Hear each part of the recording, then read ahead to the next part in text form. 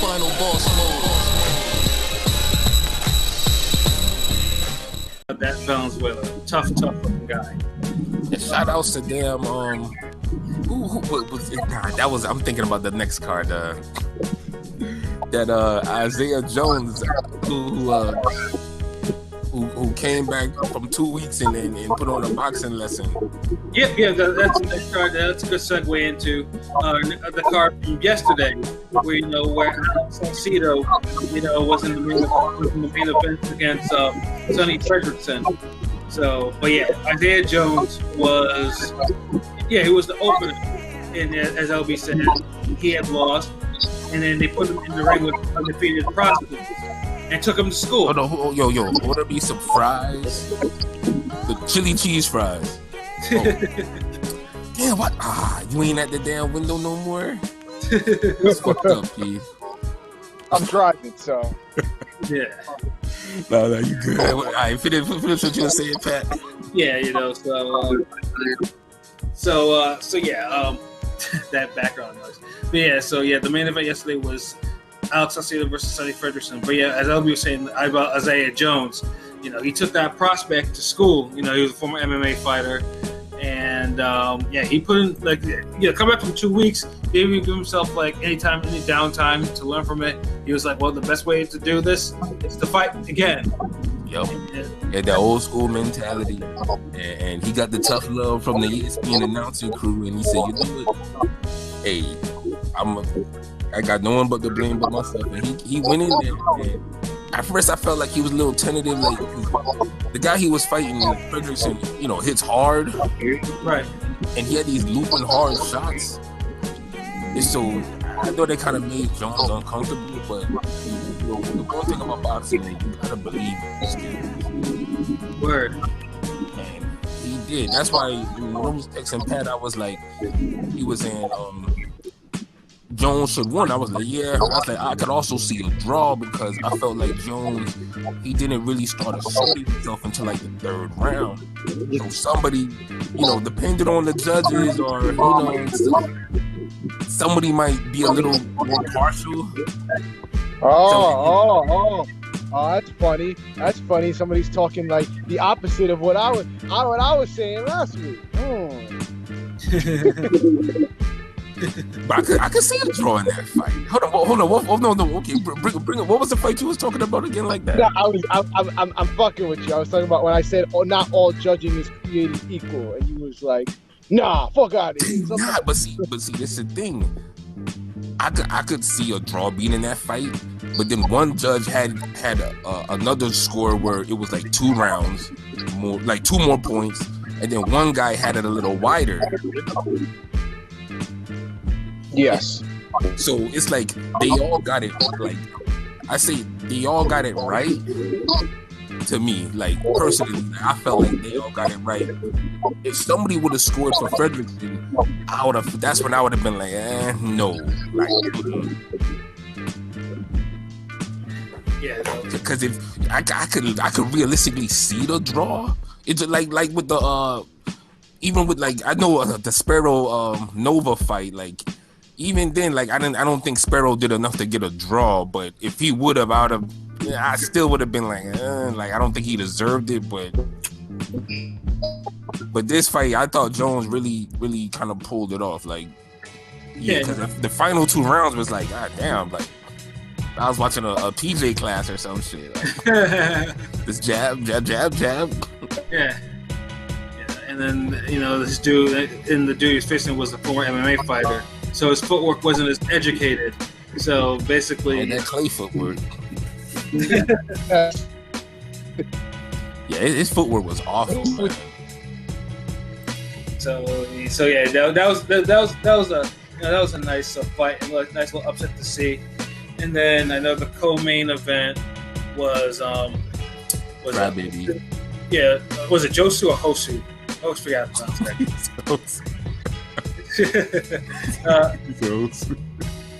And Josu Vargas, Josu Vargas used to be someone that was down with Floyd Mayweather in the beginning of his career, but they had a little falling out with some things, and then he signed with Now I remember, dude. Like, wow. He's from my gym. Shout out to Vargas. Wow. Okay. You know, and they had the poor man's Cotto Margarito fight. Yeah. Briseño, and that fight. I mean, Andre Ward was completely shitting on this fight for some odd reason. Like, he don't like entertaining fights. Yeah, or it's like he shouldn't be slugging so early. He should be using the jab more. I don't like the punishment he's got. I'm like, nigga, stop acting like his mom. Like, let him fight. I mean, Vargas did kind of make it harder on himself than it had to be at times. So I get it, but you know. Yeah, he sure as hell did. But I mean, of course, the other thing I have to acknowledge too was all this crank shit he was doing before the fight. Yeah, I was like, I didn't like that. I felt like that was some whole shit. Yeah, like, you know, honestly, if you know something was, you know, like a real emotional thing, I could see. But the problem why he was crying was because his father violated and went outside the whole bubble, you know, where they're trying to make sure these cats don't get into COVID-19 in the system. And then by rules, like, you know, he couldn't be in the ringside.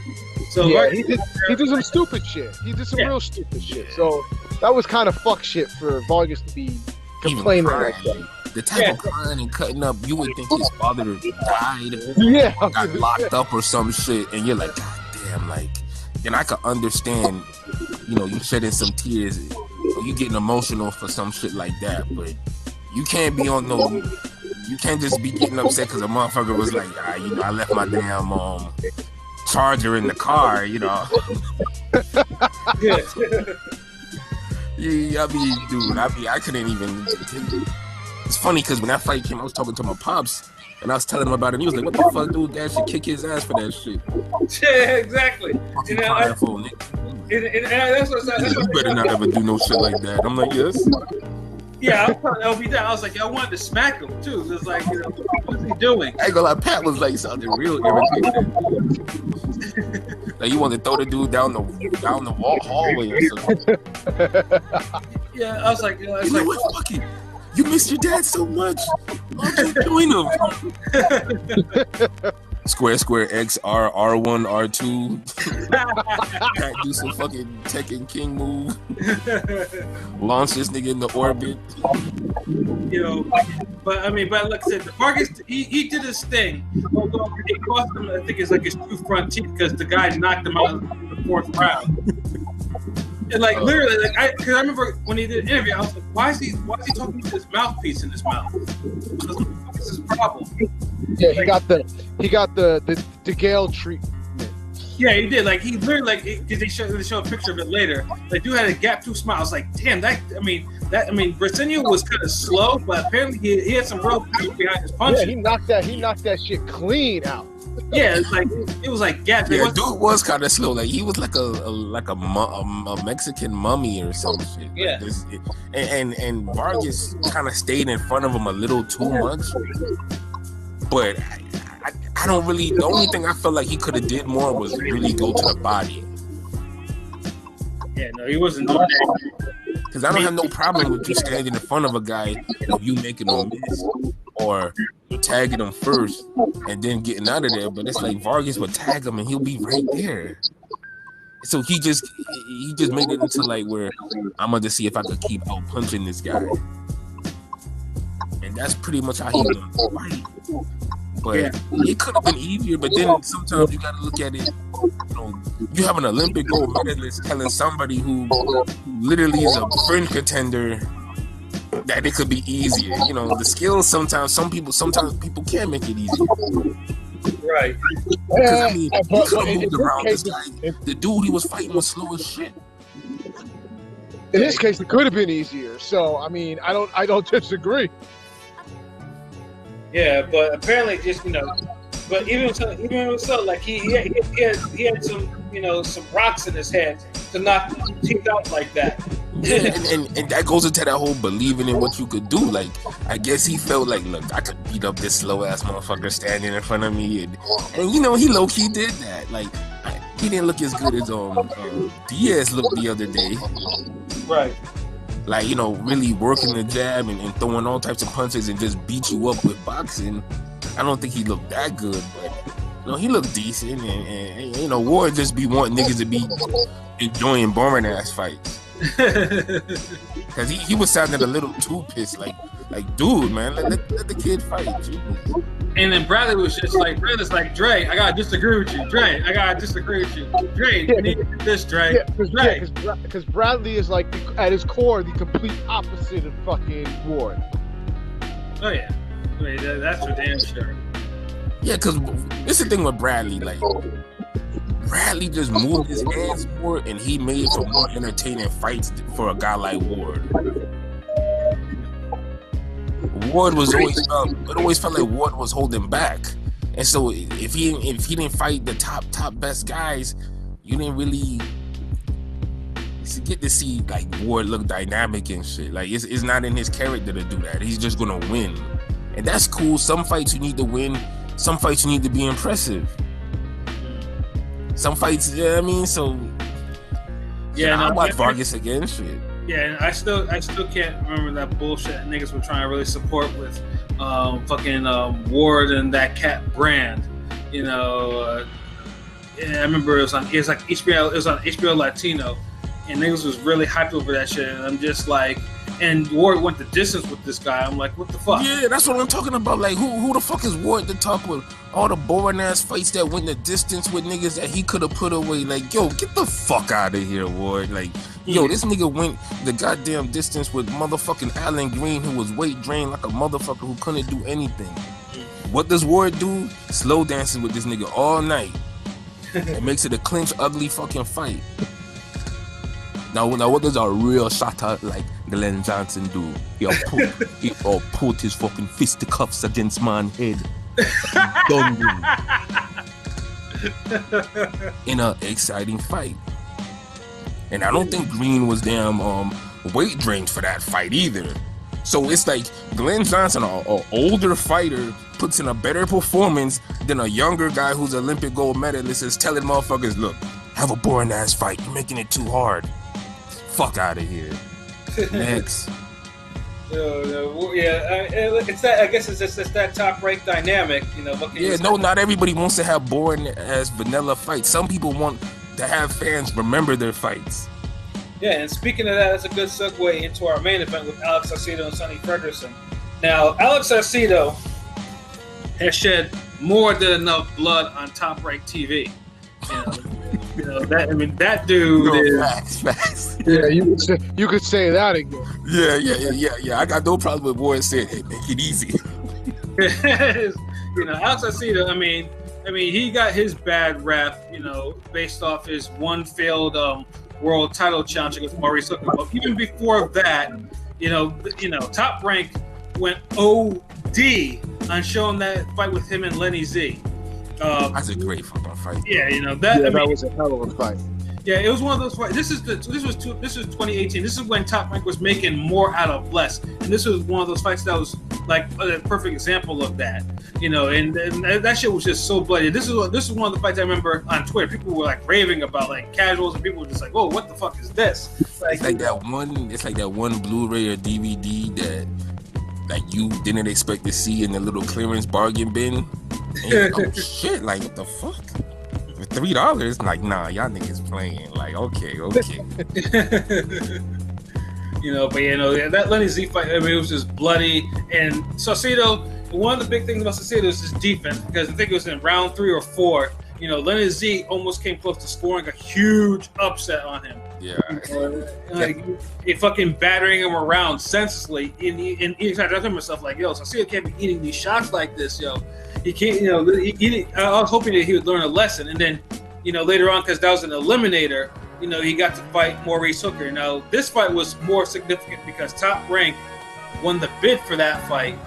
And so they pay like 1.2 something milli for Maurice Hooker champion to come on ESPN. You see a DC Marvel crossover. Yeah, and Maurice Hooker battered that guy senseless. Like, you know, he uses, and this is probably Maurice Hooker's best fight to date. You know, performance wise. Yeah, nothing but right hands were landing on this cat. And so Saucedo, you know, defense is lacking. Just took one too many, got punched drunk. What defense? Exactly. What Yeah. defense? His defense is like below average. Right. Of course, this was also the year too, because his trainer was none other, was Abel. And Abel had quite the reputation. In fact, that reputation that year, Abel, I think literally all his fighters that year lost. So it was more like, okay, after that fight, it was like, okay, let's see what we can actually do. Get away from Abel Sanchez. So since that hook fight, he only had one fight, which he knocked out the aforementioned Rod Selka in one round. The dude that finds his way on TV somehow, some way, just on some random shit. So it wasn't really being cannon fodder for Swift and Vargas. Pretty much, yeah. Pretty much. And occasionally, and of course, him wearing the Trump trunks and everything like that. Yeah, that's why I don't get. That's why I'm glad he got fucking battered every fucking big fight. I'm glad he was cannon fodder. Yeah. Yeah, but for some reason though, Monty Meza Clay, which is a name of a throwback, couldn't handle him. But that's Didn't Canelo brother couldn't handle him either? Yeah, that's also true. He couldn't handle him. Yeah. No, actually, no. He lost that fight to him. Who, Saka? Yeah, but it was a close fight. Yeah, that's what I was saying. Like he almost won that shit. Yeah. So yeah, Saka was just he was there, and then Saucedo was like, okay, this like so after showing this was like, okay, Saucedo did he change anything? Is he able? Did he get all the able training out of his system? The answer is sort of. Saucedo. Oh, go ahead, P. No, I was gonna say, hey, I don't know about all that. Somewhat. Well, somewhat. I mean, there were times where you could see that he was putting educated pressure, but then there was also points where you notice that after the first round, this nigga was bleeding heavily from his nose. So it's just, so it's just like, damn, it's like that with this guy. Like he could move his head more still, and he could jab more, work on his timing and feints. Yeah. But he got lucky because of his opponent, and something I said to LB last night about tall for nothing ass nigga. Yeah, and that's the thing. Like Tall had a reach. Like basically, he basically could have put on a Maurice Hooker performance on it because there was a blueprint before nigga that. He had all the tools to do it, the height, everything. Yeah, he could had enough power, the speed. He fought too scary, but then he would be composed as hell. Like the kid was like a headache to me, really. Yeah, and he kept on going to the ropes and then just absorbing these fades. I was like, what are you doing? Get off the damn ropes. Throw a right hand. Like, I was telling Pat, I said, we had the poor man's Cotto Margarito. Now we got the poor man's Winky Taylor. I'm like, damn, why this motherfucker keep going back to the ropes? Like, at least Taylor was, he was getting hit with a world-class educated jab. Like, you just got Saucedo right there. Like, and even what's the worst thing is like when Ferguson actually did have his moments of lucidity where he opened up, he was stunning Saucedo. He was landing an uppercut on him repeatedly. That's the thing. It's like he won like a good 2 or 3 rounds, but the thing is, he was competitive in like every round. So you always felt like, God damn, you could do more, bro. Like if you fight, if you make the right game, if you change, you make some adjustments, have the right game plan. Yeah, that's why I said, if he wasn't fucking backing up damn near every time, landing punches and then going back into retreat mode. The fuck? Yeah, I'm like, did you just watch like only the later part of Roy Jones' career? Nah, he looked like the novice niggas that played Fight Night. Just hit you with 1-2 and fucking back up, like back it up, like bruh, what is wrong? And they try to block everything you do. Yeah. Oh, that shit was annoying. Oh my god, that was annoying. Yeah, and Saucedo, even with all this, could not put this dude away. Yeah, and I almost felt like the dude was begging to be put away. He was. And even when Saucedo completely lost his discipline later in the fight, because he did, Yeah, he did. He couldn't do anything with him. Like, he got hit more, but It's like neither of them could do anything to each other in a way because they couldn't stick to a plan, or they have the wrong plan. A better, and he would grab the shit out of Saucedo, but then he would stop doing it. Like he was like, "Fuck it, you know what? This is too easy. I like it difficult."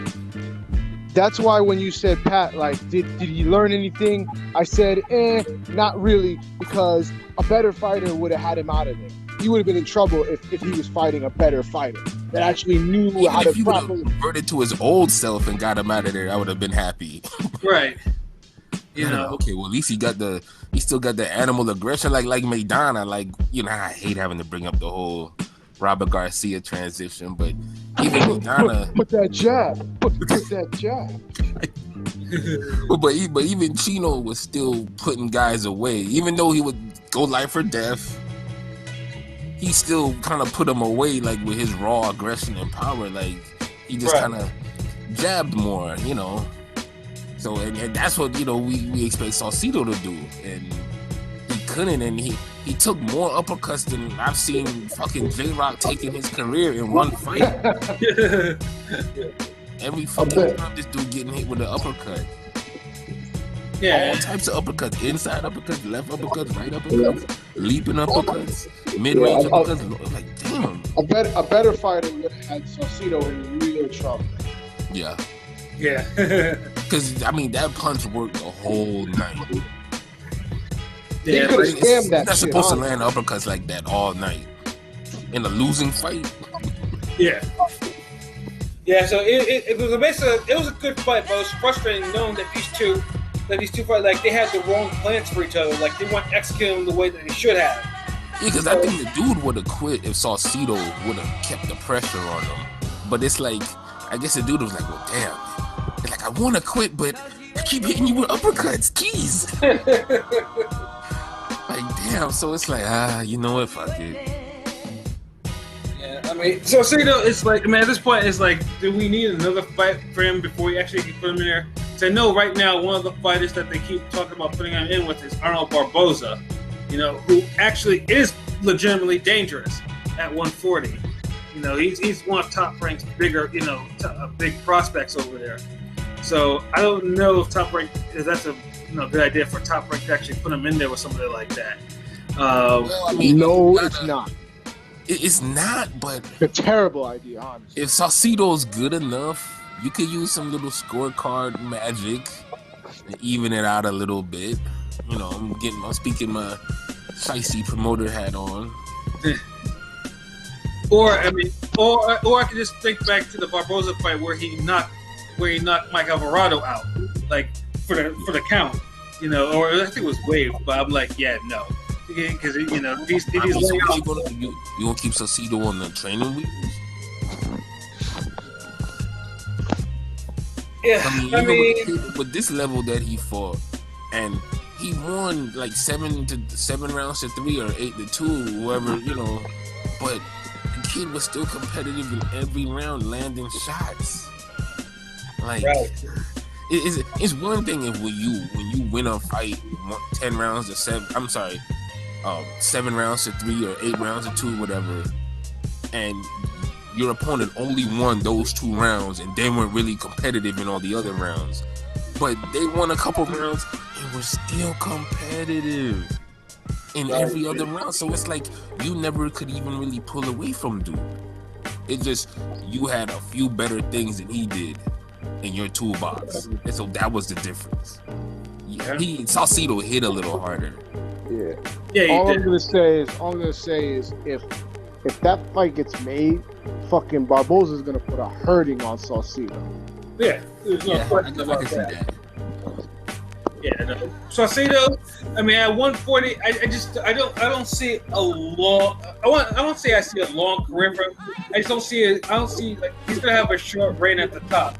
He takes too much punishment to have a damn. He gets to the top. That's what I'm saying. Like, if he can, look, you're gonna have you can't keep him on the training wheels forever. He's already had a title shot, so he's gonna have to be in there a little tougher than his last fight. It's his fault he made it a little tougher than it was supposed to be. Oh yeah, of course. He was a more talented guy. Like, I mean, the last with Josu Vargas, that's still a fringe contender. You know, he hasn't been a title shot challenger or anything. So different expectations and shit. Yeah, no, but yeah, Saucedo is. I mean, like I said, Saucedo, he'll make for fun fights. That's for damn sure. Like, you know, when he's on TV, he is must see TV. Yeah. But that must see factor is not going to last for very long.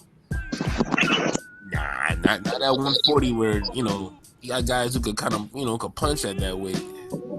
Right, yeah. And then you're going to have like, cats who punch from 135 coming up there. Yeah, like 140 is a division that's like partially rebuilt now. I mean, it has players now. It has actual players right now. Yeah. It's better than it looked the past 2 years. Oh, nigga, don't get this nigga started. Yeah, I know. I'm just, it has the potential. Yeah. I mean, it's no 154, but then who is? Right, yeah, exactly. It's better than damn sorry ass 130. Yeah, that's what I said. 140 isn't a filler division like 130. It can be, but it has potential. Yeah, it was only a filler division when what's that guy from Oklahoma was there? I mean, shit. it was pretty filler then. Anybody go. was getting a belt then. They was passing them shits out. This nigga. All I'm saying, it's like it's just funny how if you take 140 from a 10-year block, the one time Terrence Crawford was there is when that shit was just whack. Yeah, he just hit that division at the worst time. Yep. I mean, it's not his fault. It happens like that sometimes. That's why he got to do some shit at 147.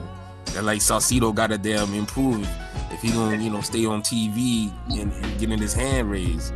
Oh yeah, I mean, Top Rank will put him on TV. That's perfect. I mean, as long as this nigga's ready to shed blood, either his own or his opponent's, they'll put him on TV. But like I said, it's just more or less like how many more fights of this does he have in him before he gives out?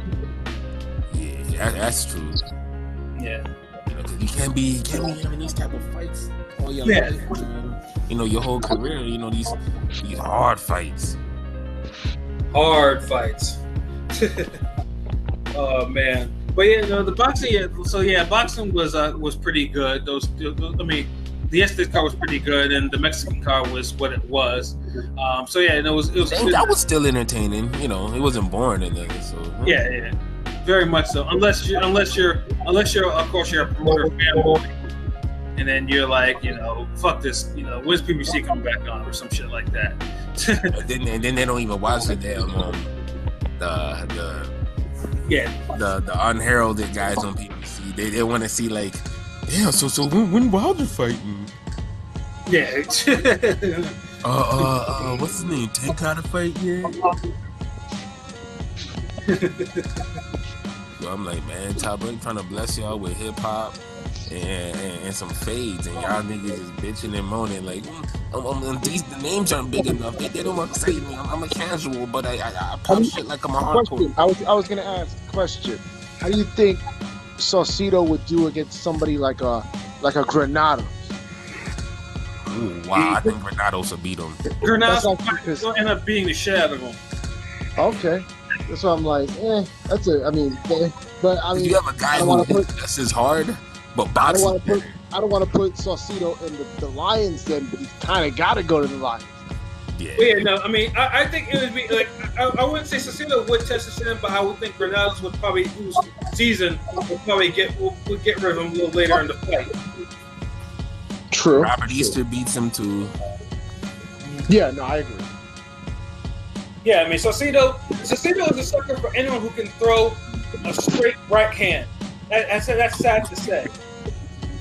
And if you could make him hit you less, you won then. I mean, literally, that's what Maurice Hooker did. Maurice Hooker, he took a step back, he measured, threw the right over and over again until he got drunk. That's all Maurice Hooker did in that fight. Yeah, spam. He basically spammed the right. Felt like an old Nate Campbell fight. Like, fuck it, right hand. Like we get it. Yeah. Oh man. Oh, But yeah, shit. yeah, boxing was entertaining, and then we definitely look forward to more top rank cards, and and also Golden Boy and Matchroom cards are also going to be coming down the pike like later on this month and next month. So yeah, we'll definitely watch out for those for recaps. Now switching to different to